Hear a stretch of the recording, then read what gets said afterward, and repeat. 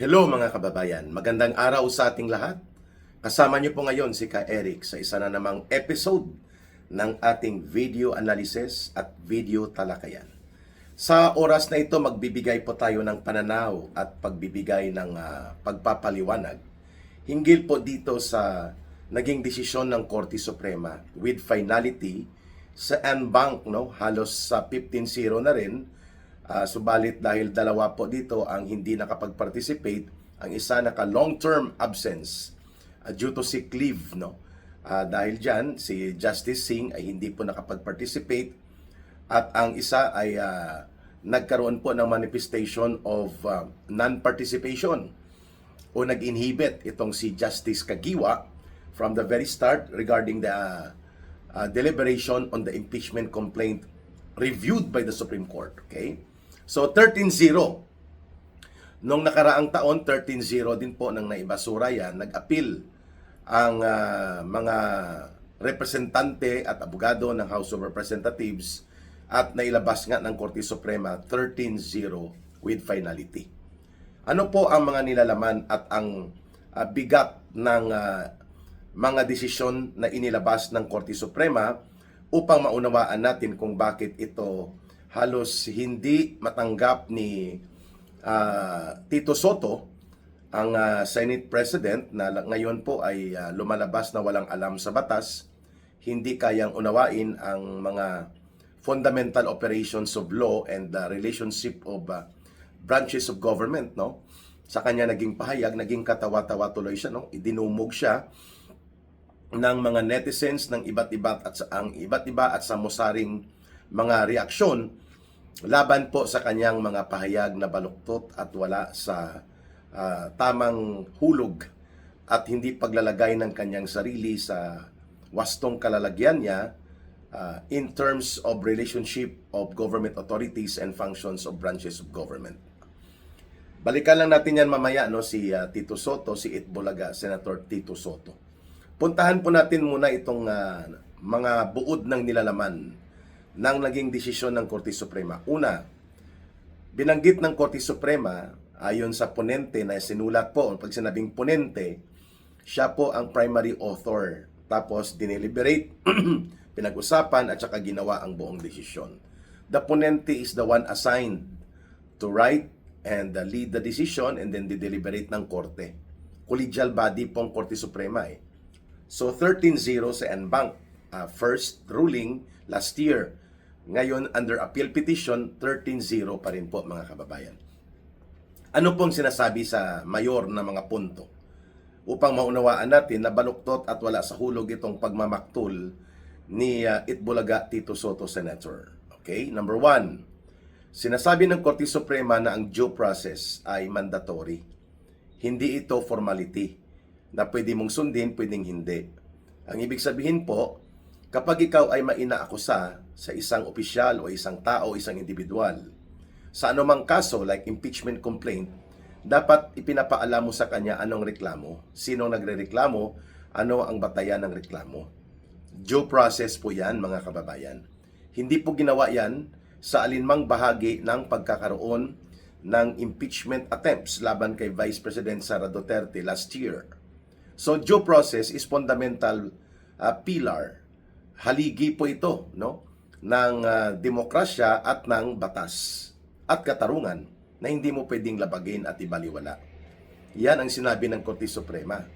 Kaya hindi ito mere technicality, Laila de Lima. The way you delivered your message na hindi naman na-absuelto si Sara Duterte on the ground of merits of the case. Yes, but there will be no purpose in proceeding in whatever accusations that you do kapag shortcut o binaliwala at binaluktot mo ang proseso. Yan pong sinasabi ng Korte Suprema.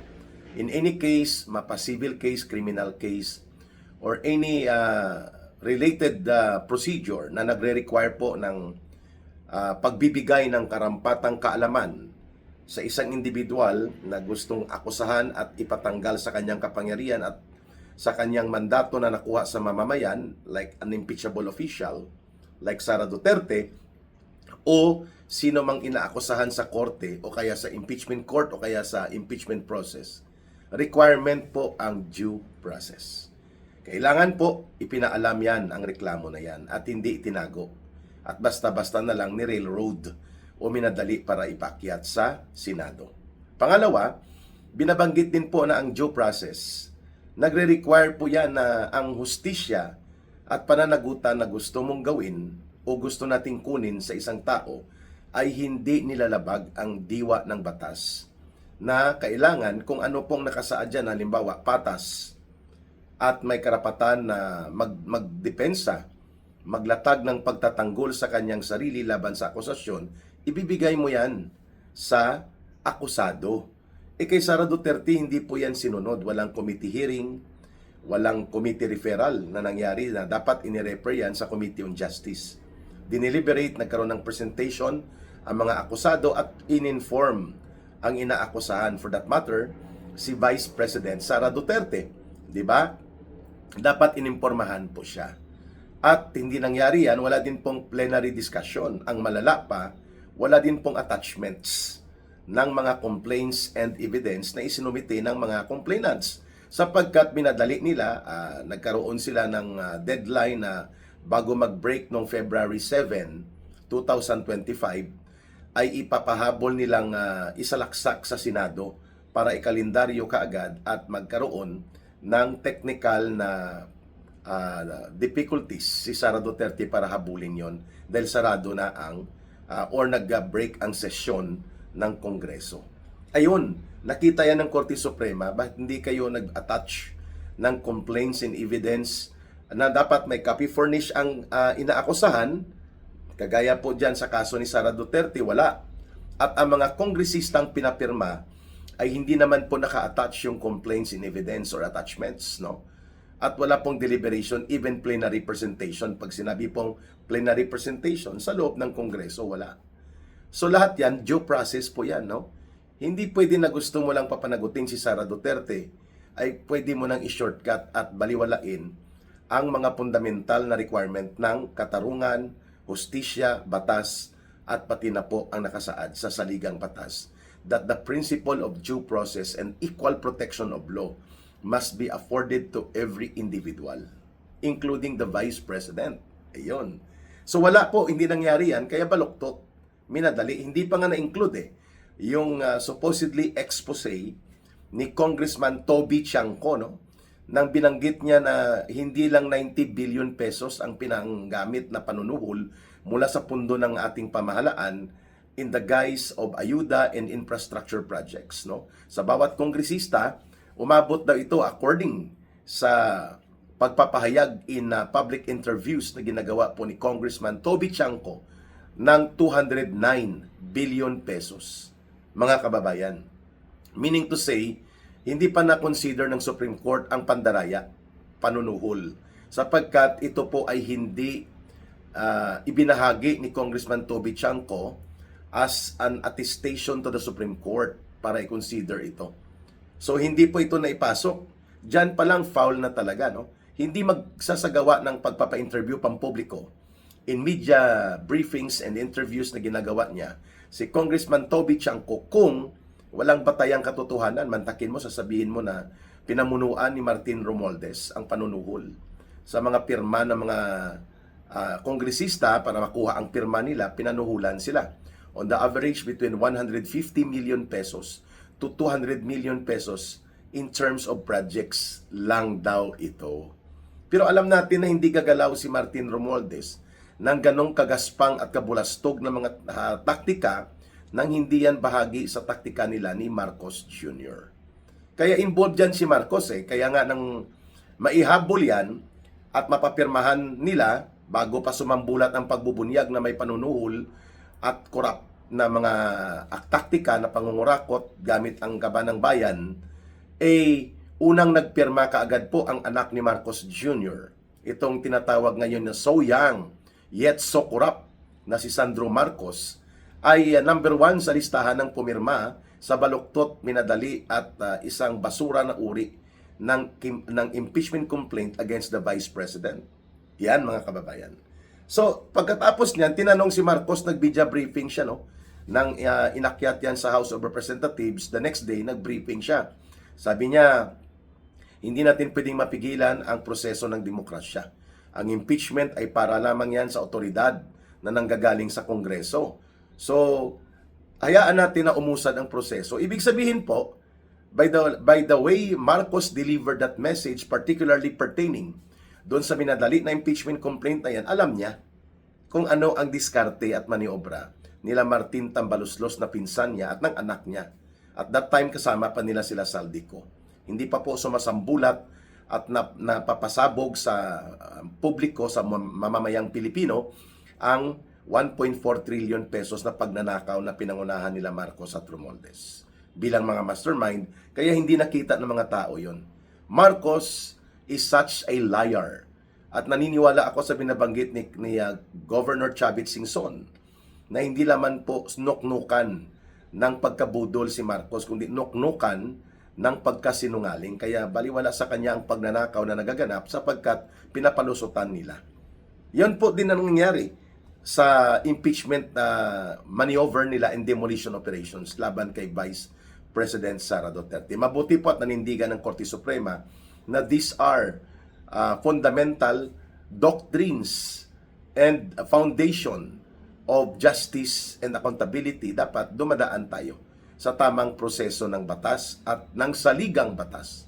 Due process of law, equal protection of law, at hindi minamadali. Pangalawa punto ng Korte Suprema, ang Vice President ay hindi dekorasyon, ornament.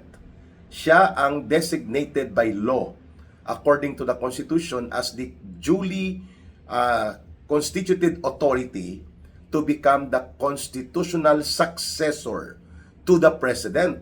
So kung tatanggalan mo siya ng kapangyarihan, ng mandato na ibinigay ng pinakamataas na boto or mandate given by the people in a public and open political democracy in the exercise of elections in the history of political and government history ng Pilipinas, 32 million mahigit na boto po ang nakuha ni Vice President Sara Duterte, tapos tatanggalan mo siya ng mandato ng sovereign power mandated by the people to her. Hindi lamang siya ornament o dekorasyon, siya ang constitutional successor to the President. Dapat dumaan ka sa tamang proseso, sa tamang katarungan at tamang pananagutan, hindi sa pangbabraso, hindi sa pangbubudol. Yan ang sinasabi ng Korte Suprema. The mechanism on impeachment, which is intended na magkaroon ng pananagutan ang sino mang impeachable official. And then, as a matter of review and reference, ang mga impeachable officials sa Pilipinas po sa ating konstitusyon ay ang Presidente, ang Vice President. And then, ang Supreme Court Chief Justice at mga Justices ng Korte Suprema. And then, ang Commission on Audit, ang Ombudsman, no? Ang Ombudsman mismo. And then, ang Commission on Civil Service, and then ang COMELEC Chairman at mga Commissioners ng COMELEC. Sila po ang mga impeachable officials. Meaning, to remove them if they do not resign, if they do not die in office, and if they are not incapacitated at gusto silang tanggalin dahil may pananagutang mahalaga at mabigat na batayan sa kanilang mga paglabag. In any of those instances, kailangan mong dumaan sa impeachment proceedings. Ang mga senador at mga kongresista po, hindi po sila impeachable officials, but they can be removed from office either by way of ethics designation of discipline and expulsion or recall election. Mahirap, no? Dapat kasama yan sila, no? Sa mga dapat tanggalin kasi dadaan ka pa sa recall election. Magpipetisyon ka pa niyan sa COMELEC at sa korte na magkaroon ng recall election against a congressman or a senator. Sa senator, mahirapan ka kasi nationwide yan, paano ka mag-recall election? Ang kongresista dyan lang po sa district level. So yan po, no, ang pagkakaiba. So sa mga senador, ethics committee through expulsion resolution sa loob ng Senado, pero hindi pa nangyayari yan sa buong kasaysayan ng Philippine Senate at ng Philippine political landscape. Mga kababayan, pangatlong punto ng Korte Suprema, maliban sa due process of law, maliban sa dapat nirerespeto ang opisina, you may not respect the person there personally, but you have to respect the duties and sovereign authority provided and given by the people to the office of the Vice President. dahil siya ang constitutional successor to the president. In case na mag-resign ang presidente, mamatay ang presidente during his or her incumbency in office, ma-render incapacitated due to serious and critical illness or physical disability, and ma-impeach at ma-remove through impeachment trial.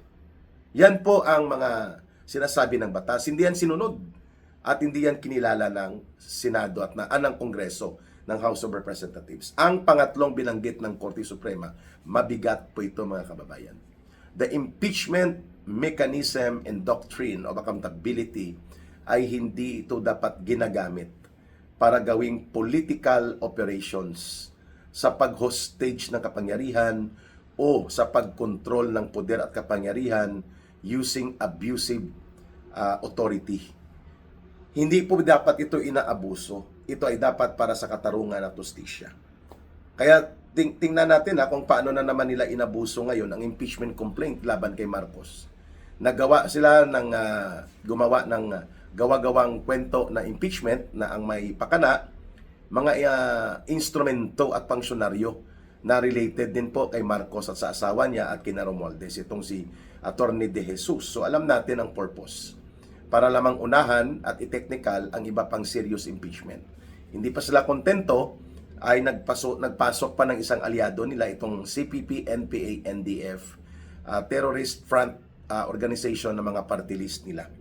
Pero alam natin na ang purpose nito, mapigilan po ang real impeachment complaint na may mabigat, seryoso at mayroon pong mga mabibigat na testimonya at mga testigo at mga ebidensya. Kaya hindi nakapasok po yung tunay na impeachment complaint dahil nagmaniobra si Marcos. Diyan pa lang malinaw din po na ayaw niyang managot sa itinuturong pagiging mastermind niya at nila Romualdez. At ganon din po itong binabanggit ng Korte Suprema. Hindi dapat pinaglalaruan ang impeachment complaints. Hindi dapat ginagamit for political weaponization to establish control and grip of power so that your political rivals, dahil hindi mo kayang tatalunin sa eleksyon kapag naganap ang eleksyon, either snap elections o kaya eleksyon para sa 2028, hindi nila kayang talunin o matatanggal through popular and open election si Sara Duterte, gagamitin nilang impeachment sa pandaraya nito at hindi pinayagan ng Korte Suprema yan. Mabutit hindi rin po naging sunod-sunuran ang Senado. Ibinalik sa kanila, remanded nung last year at hindi na po yan nakausad. And today, the final hit on the head of the coffin, ang palo sa lubusang pagkalugmok at pagbabaon sa hukay ng basurang impeachment nila Marcos at Romualdez na sila ang may pakana laban kay Vice President Sara Duterte last year ay ibinasurang tuluyan ng Korte Suprema. Maraming salamat sa paninindigan ng Korte Suprema, bagamat maraming issue dyan na nakapending na dapat pinanindigan din nila. Yung Budget 2025 review, wala pang desisyon, Yun po ang pinakakurap at pinaka-estafa na budget na kinurakot ng tunutudo at dyan po pumasok ang instruction ni Marcos na 100 billion pesos. Kay Saldico at kay Romualdez na ipasok nila. Hindi rin po na-rule pa ang iba pang usapin tungkol sa pagpapadukot kay Pangulong Duterte ni Marcos Jr. gamit po ang pakikipagsabwatan nito sa isang bogus entity in as far as government and sovereign authority of the Philippine Republic is concerned. The ICC is a bogus entity because we do not have any treaty obligations left with this kind of entity noong 2019 March pa. Pero pinilit ni Marcos. Hindi pa na-rule po yan ang mga ganyang usapin, mga kababayan. Pero importante po, nag-rule din ng Korte Suprema tungkol sa PhilHealth. Ang sinabi niya, ang pagkuha nila Marcos at Ralph Recto ng 60 billion pesos mula sa PhilHealth at ginamit ito para punduan ang pandaraya sa unprogrammed appropriations ng mga palusot at kinurakot na proyekto ay illegal at dapat ibalik. Ang problema lang ang nagbalik taong bayan kasi kinarga niyan sa 2026 budget. Pero yung pagkuha ng 60 billion pesos, sinabi ng Korte Suprema, pananagutang kriminal yan. Kasi yan ay technical malversation, equivalent to graft and corruption. Pero hindi yan sana ang isa sa mga grounds ng pagpapa-impeach kay Marcos Jr. Kinuha pa nila ang 117 yata if I'm not mistaken, hindi lang 109 billion pesos sa Philippine Deposits Insurance Corporation. Kagaya ng PhilHealth, ginamit ito sa flood control nila na ghost projects nila Marcos at Romualdez at ng mga kasamahan nila sa sindikato sa pangungulimbat at pandarambong sa pundo ng mamamayan. So mga kababayan, kailangan natin kilalanin that the Supreme Court sometimes may be slow and selective, no, na gumawa ng categorical decision, pero when time calls for them to act in order to defend the foundations of democracy at mapigilan po ang pang-hijack sa batas, weaponization of the law by abusing authority and in circumventing the law in order to use the law para gamitin sa political operations and demolition job laban sa kalaban nila sa politika like ang mga Duterte, ang Supreme Court naninindigan na rin po. And that is now a big problem on the part of Marcos na hindi na niya nakokontrol ang Korte Suprema. Ang dating nagmamaniobra niyang layason dyan ay sinipa na rin nila dahil may mga bagahe din sa involvement sa infra projects na pinagkakitaan. Si former Supreme Court Chief Justice Bersamin na naging Executive Secretary ni Marcos bago ito sinipa nila at inihulog na sa kapangyarihan. Magbabalik po ang ating video analysis at video talakayan with Ka Eric. I hope nakapagbigay tayo ng kaalaman at pananaw na tama that in times of critical need to defend democracy and abuse of power will be repulsed, no, mapaatras natin, we need also to rely on the wisdom and courage of Supreme Court to stand up for democracy. Ayan ang hindi matanggap ni Tota Sotto. So suggestion natin kay Tota Sotto, mag-aral ka na lang ng batas kahit hindi ka pa maging abogado para hindi puro komedyante ang opinion mo at nakakahiya sa opisina na nire-represent mo.